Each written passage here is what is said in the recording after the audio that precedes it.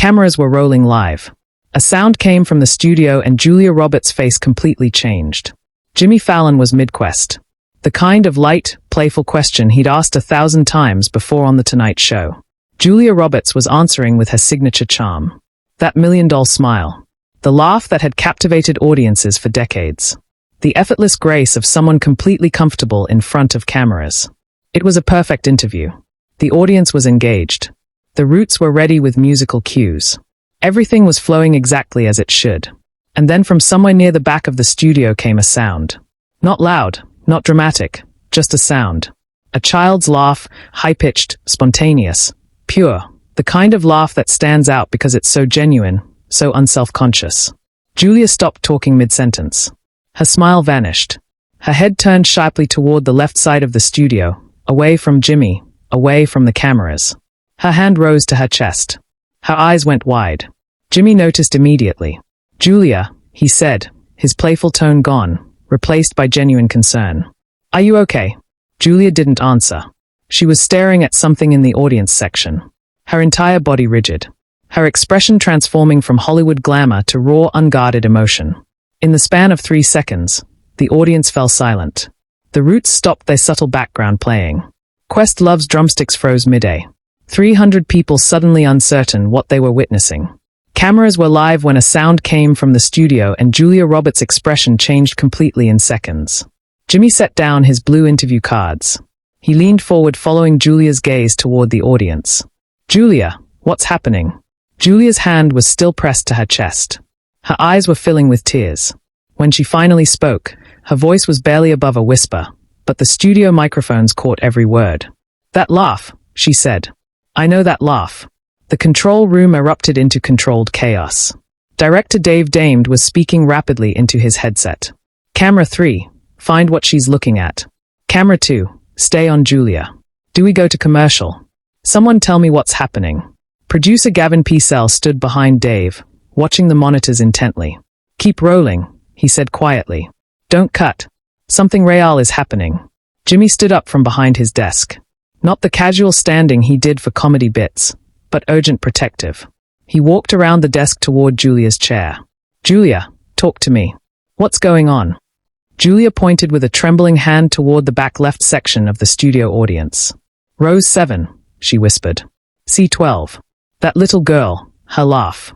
Camera 3 swung toward the audience, zooming in on row 7. The operator scanned across the seats until landing on a small figure, a girl, maybe 8 years old, sitting between 2 adults.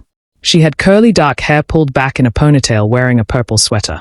She was covering her mouth with both hands, looking mortified that her spontaneous laugh had somehow disrupted the show. "Oh my God," Julia said, standing up from the guest chair so abruptly that it rolled backward. "Oh my God, that's not possible." Jimmy stopped mid-joke. The entire studio froze. To understand what happened next, you need to understand what happened 19 years earlier. Julia Roberts wasn't always Julia Roberts. Global superstar and America's sweetheart. In 2005, she was already famous. Pretty Woman was 15 years behind her. She'd won her Oscar for Erin Brockovich. She was one of the most recognized actresses in the world, but she was also a mother trying to balance an impossible career with raising twins. Her daughter Hazel and son Phineas were born in 2004. Julia had taken time off from filming, trying to be present, trying to give her children a normal childhood despite the cameras and fame and constant attention. One afternoon in Los Angeles, Julia took 3-year-old Hazel to a children's museum. Just the two of them. No nannies, no security, no handlers. Julia wore sunglasses and a baseball cap, hoping to blend in for a few hours. In the museum's music room, Hazel became fascinated with a small xylophone.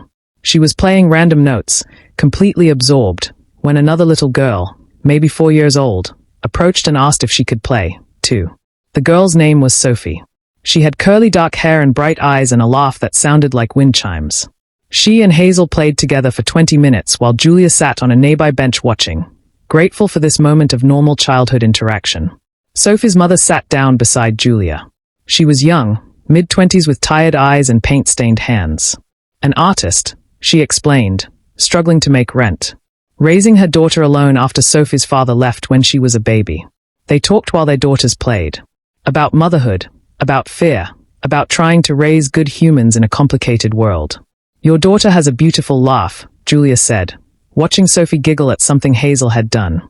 Thank you, Sophie's mother said. It's the only thing that keeps me going sometimes. When everything else feels impossible, I hear her laugh and remember why I'm doing this. Julia understood that feeling completely. When it was time to leave, the mothers exchanged phone numbers.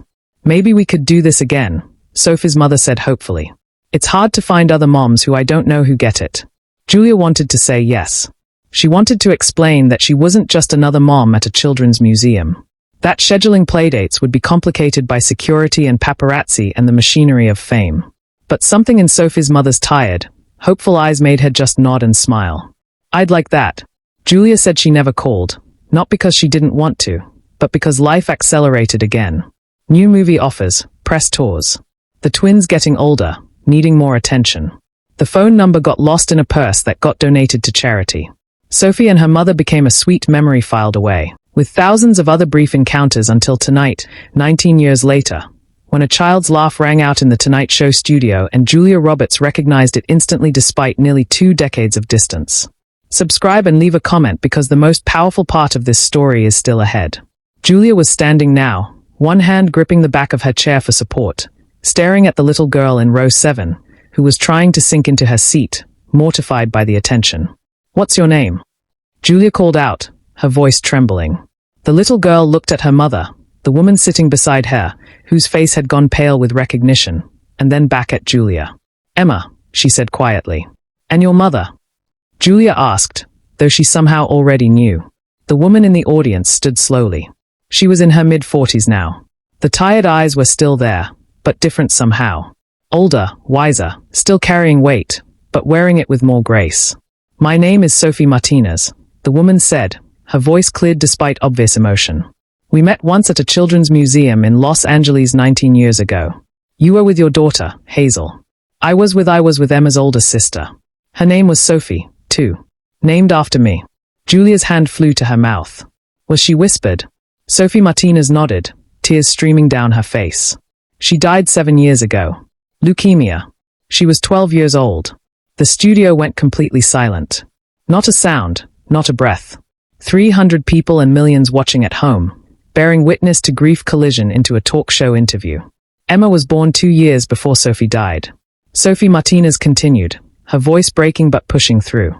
Sophie, my first daughter, used to talk about that day at the museum all the time, about playing xylophone with the nice girl whose mommy wore sunglasses inside.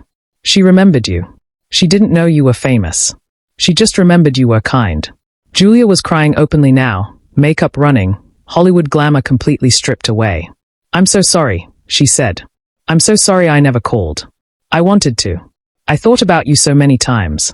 I lost your number and you don't need to apologize. Sophie interrupted gently. I'm not here for an apology. I'm here because when Sophie was dying, when she was in the hospital in her final weeks, she asked me to make her a promise. The cameras were locked on this moment. Jimmy Fallon stood off to the side, tears streaming down his own face, making no attempt to hide them. The Roots had completely stopped playing.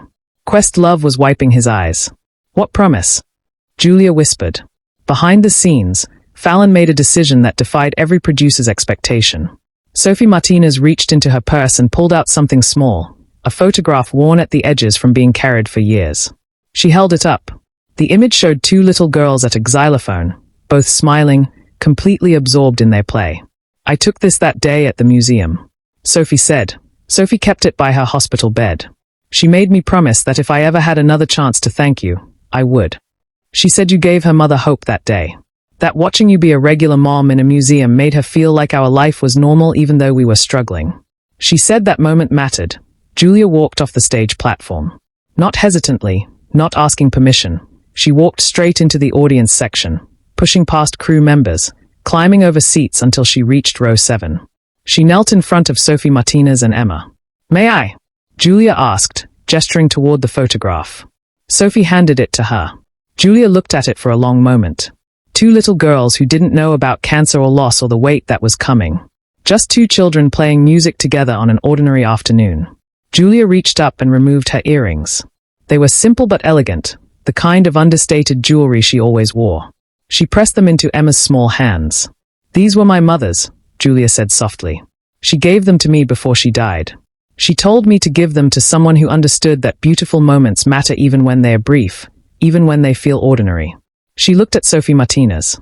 Your sister gave you a beautiful name and an even more beautiful laugh. Don't ever stop using it.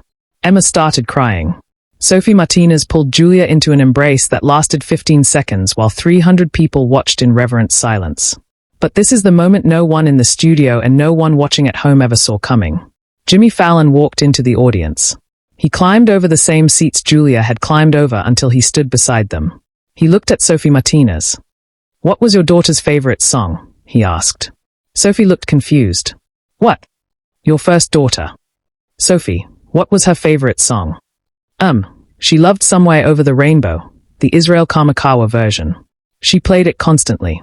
Jimmy turned back toward the stage and called out to Questlove. You know it. Questlove nodded, already reaching for his phone to pull up the chords. Play it, Jimmy said. Right now for Sophie. The Tonight Show Orchestra, one of the finest musical groups in television, began to play Somewhere Over the Rainbow in that studio, soft, gentle, heartbreakingly beautiful. Julia Roberts stood in the audience, arm around Sophie Martinez, both of them swaying slightly to the music while Emma held her mother's hand in Julia's earrings, tears streaming down her young face. The audience didn't applaud. They just listened. Some cried. Many held hands with the strangers sitting next to them. The cameras kept rolling, capturing every second. When the song ended, Jimmy spoke directly to the camera. We're not going to do the rest of the show tonight, he said, his voice thick with emotion. Some moments are more important than television. This is one of them. Share and subscribe. Make sure this story is never forgotten. The show went to an extended segment about childhood cancer research with Sophie Martinez sharing her daughter's story. Julia sat beside her the entire time holding her hand. After the cameras stopped rolling, Julia exchanged phone numbers with Sophie and Emma. This time she called. The next week, in fact, and the week after that. 6 months later, Julia attended Emma's 9th birthday party. She brought Hazel, who was now 22. The two girls who had played xylophone together as toddlers met again, connected by a memory either of them fully remembered, but both had been shaped by. Share and subscribe. Make sure this story is never forgotten. The photograph from the Children's Museum now sits in Julia's home office. Beside it, a small plaque reads, For Sophie, who taught us that ordinary moments become extraordinary when we choose to remember them. Jimmy keeps a picture from that night on his desk. Not of the celebrity moment, of the audience. 300 strangers holding hands with people they'd never met. United by witnessing something real. Emma still has Julia's earrings. She wore them to her high school graduation.